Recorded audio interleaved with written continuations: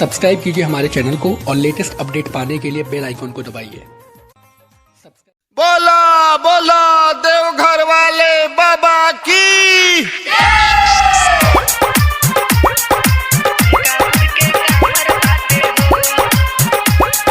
presented by मछली music.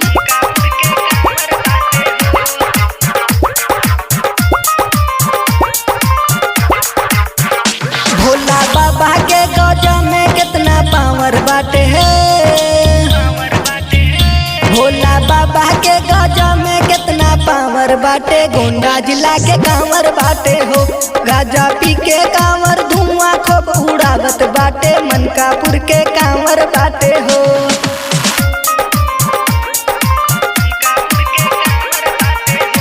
मछली music recording studio Vikramgarh.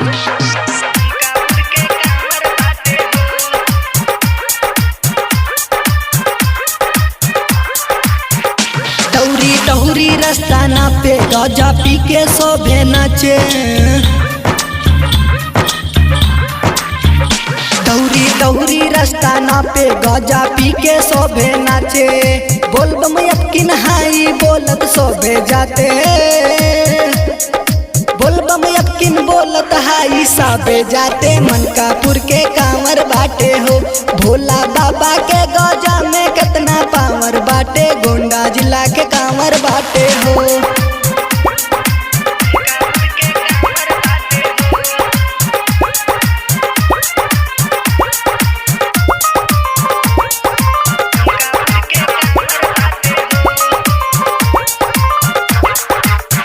Ayodhya जलवा उठावत जाके करोहानाथ चढ़ावत।